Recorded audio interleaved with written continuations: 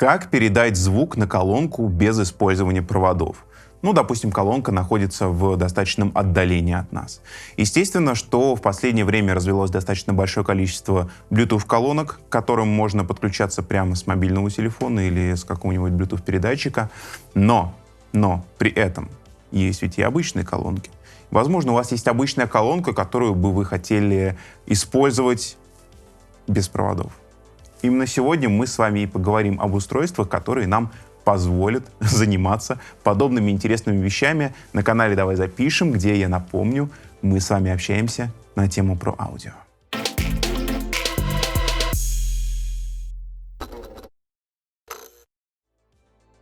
В нашем сегодняшнем исследовании нам будут помогать сразу два бренда. Это Clark Technic и Top Pro. Собрали их сразу на одном столе, чтобы у нас была возможность их как-то сравнивать даже друг с другом, потому что, казалось бы, они похожи друг на друга функционалом, передают они сигнал точно так же, то есть здесь работает не Bluetooth, а здесь работают уже 2,4 ГГц, это частоты, на которых у нас работает Wi-Fi соединение. Давайте рассмотрим каждое устройство по отдельности, они у нас парами, то есть передатчик-приемник, начнем с Clark Technic, и сейчас к вам и передатчик, и приемник обращены своими тыльными сторонами, на которые выведены все коммутационные разъемы. Здесь у нас разбивка на балансные и небалансные подключения. Джеки у нас идут под небалансные подключения, XLR разъемы у нас идут под балансные соединения. Это, кстати, важное отличие от Top Pro, потому что здесь у нас и на джеках, и на XLR имеется сразу же работа и в балансном, и в небалансном режиме. Но это я уже немножко в Top Pro забегаю вперед.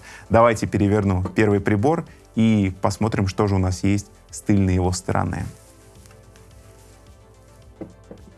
Но в первую очередь это антенна, которая будет отвечать за передачу сигнала. У нас есть кнопка для соединения приемника и передатчика, и что характерно как для этой пары устройств, так и для этой пары устройств, у нас может на одной площадке работать один передатчик и сразу несколько приемников. Например, один передатчик и два приемника, чтобы мы могли раздавать один и тот же звук в два конца зала, к примеру.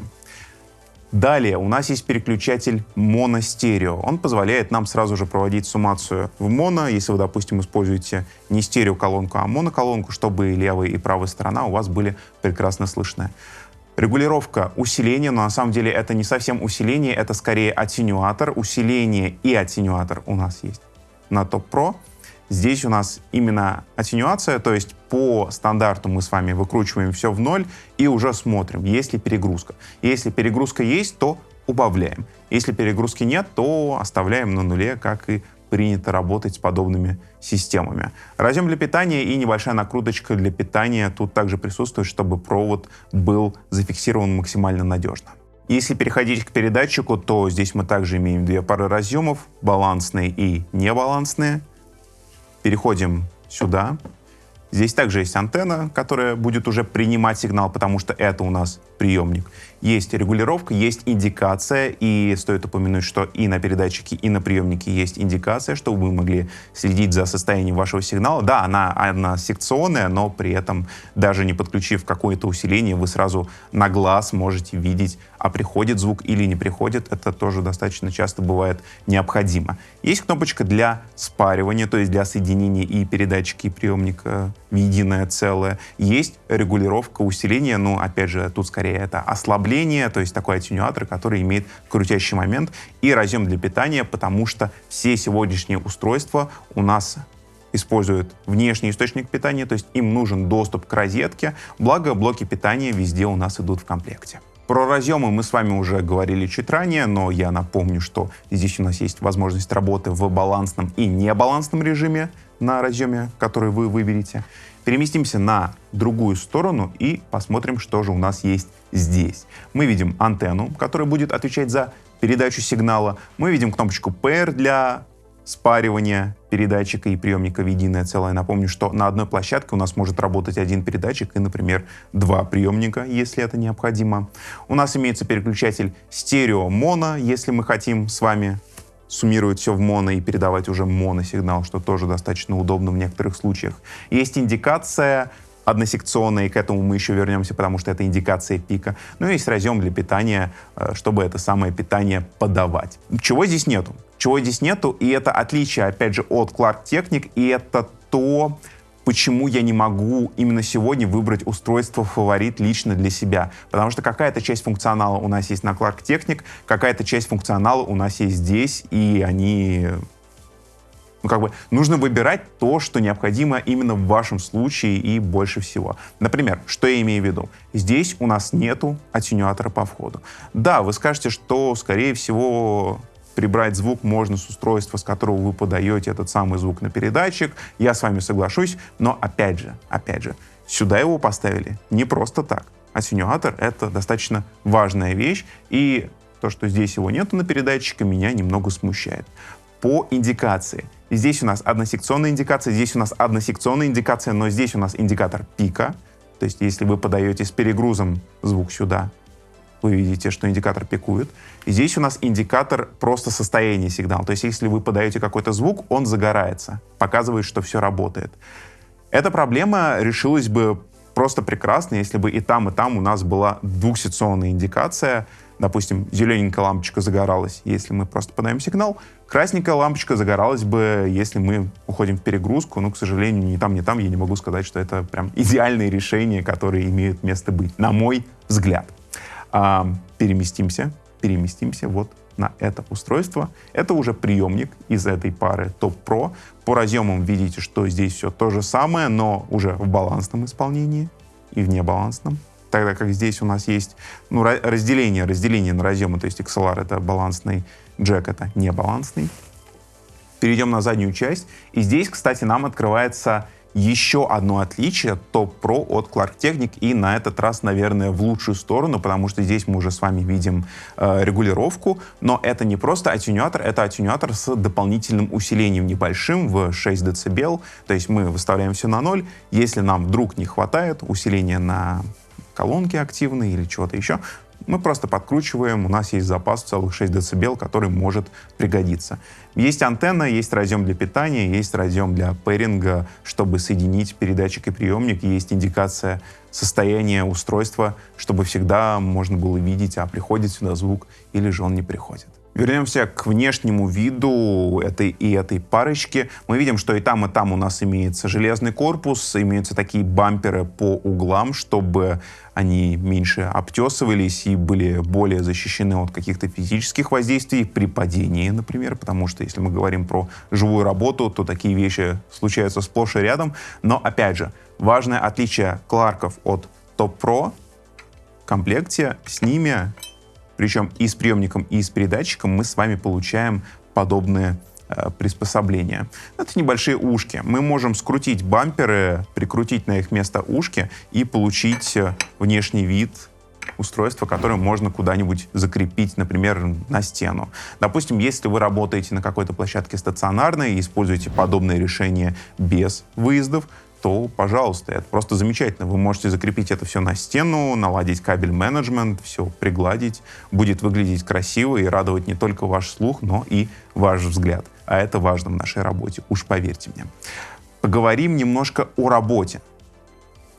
Производителям заявляется, что и та пара устройств может работать на расстоянии до 30 метров, в прямой видимости, естественно. И я предлагаю вам провести небольшой тест. Небольшой тест, в котором мы будем пользоваться тем, что дала нам природа, тем, что дала нам студия, а именно большой каменной стеной. По одну сторону нашей стены будет установлен передатчик, по другую сторону мы установим приемник. Мы подадим какой-нибудь референсный звук, какую-нибудь музыку, небольшой отрывок, послушаем исходный сигнал и послушаем сигнал, который мы возьмем с приемника, который мы вынесем за стену. Естественно, мы наглухо задраем двери, то есть прямой видимости между передатчиком и приемником у нас не будет. И будет достаточно интересно, будет ли слышен этот, знаете, когда начинает сыпаться звук, возможно, звука вообще не будет, он пропадет.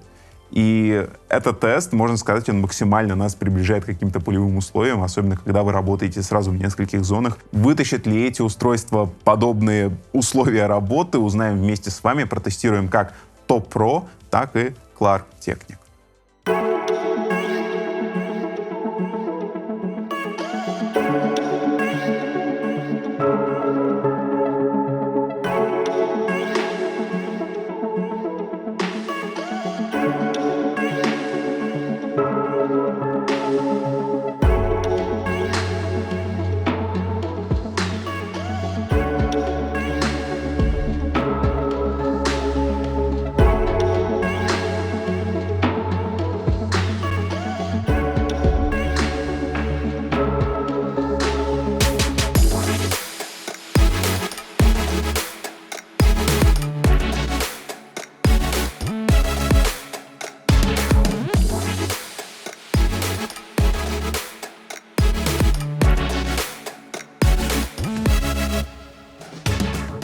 Когда ваша беспроводная колонка находится в отдалении, то достаточно важным фактором является задержка. Это то, насколько будет задерживаться сигнал при передаче от, что логично, передатчика до приемника по беспроводу. И мы решили провести тоже небольшой тест, заодно в нем же по задержке сравнить эти и эти модели друг с другом. Что мы с вами сделаем? В своей цифровой рабочей станции я уже заготовил небольшой импульс, такой щелчок, который у нас будет судьей нашего теста. Я запущу этот самый щелчок на передатчике от Top Pro и Clark Technic. И при этом я буду вести запись сразу на две линейки с этого и с этого приемника. Что мы с вами при этом увидим визуально? Мы увидим вот эту задержку от оригинального звука, который пущен, к звуку с приемника. Да, вы сейчас, возможно, скажете, что вот у цифровой рабочей станции, у аудиоинтерфейсов есть своя собственная задержка. Именно поэтому я буду писать еще одну линейку с этим же самым щелчком, просто канал с выхода аудиоинтерфейса я заведу на какой-нибудь из входов аудиоинтерфейса. Это будет наш референс, с которым мы и будем сравнивать сигналы, записанные с этого приемника и с этого приемника. Сейчас визуально вы видите результаты наших измерений. Мы все посчитали, все подбили в точности до миллисекунд. Прямо сейчас можете лицезреть на своих экранах. Ну а мы, я думаю, вплотную приблизились к итогам и поговорим про эти устройства, подобьем небольшие итоги. Как я уже сказал, мне действительно части функционала на Top Pro не хватало на Clark'ах. И на Clark'ах не хватало чего-то от Top Pro, например, перегрузки и дополнительного усиления, потому что они могут пригодиться в живой работе. Я говорил о совместимости, и позвольте я немножко разовью эту мысль. Ради интереса, вот просто ради спортивного интереса, пока мы подготавливались к этому ролику, настраивали камеры и свет, я попробовал взять из этого набора передатчик, из этого набора приемник и соединить их вместе. Не получилось. Попробовал наоборот, из этого приемника, из этого передатчик, тоже не вышло. Поэтому я сделал вывод, что устройство вроде как и похожи друг на друга, но при этом, если даже они родственники, то достаточно дальние. И если у вас вдруг появится возможность или желание взять что-то из одного комплекта, что-то из другого комплекта, даже несмотря на то, что они оба работают на 2.4, они не дополняют друг друга. И это важно понимать. Будьте осторожны при покупке из разных комплектов. Ну, хочется сказать еще, что существуют решения, которые работают и на Bluetooth. Вот, например, как то, что вы видите сейчас у себя на экране. Прикольная вещица, если вам нужен именно Bluetooth, допустим, подключить телефон к колонке, у которой нет встроенного блока. Пожалуйста, такими вещами тоже можно пользоваться, и они тоже достаточно полезны в живой работе. Друзья, мне будет очень интересно узнать, что именно вы думаете по поводу этих устройств. И если работали с чем-то подобным на живье или, возможно, даже в студии, то дайте знать в комментариях. Будет очень интересно почитать ваши отзывы, мнения. Возможно, именно вам не хватало какого-то функционала, которого здесь нет, и вы бы хотели что-то привнести лично от себя. Напишите об этом в комментариях. Друзья, напоминаю, что это был канал «Давай запишем». Напоминаю, что здесь мы с вами общаемся на тему про аудио. Напоминаю, что за мной можно следить в моих соцсетях. Все ссылки вы сейчас видите у себя на экране. Ну а я не прощаюсь с вами, а говорю лишь до свидания. До встречи в следующем ролике. Давай еще разочек. Нет, мы видим... Блин. Вот и я думаю. Слушай, а я все перепутал. 6 дБ это здесь. Так, заново, короче. Все это стирай. Да, грустно. Грустно.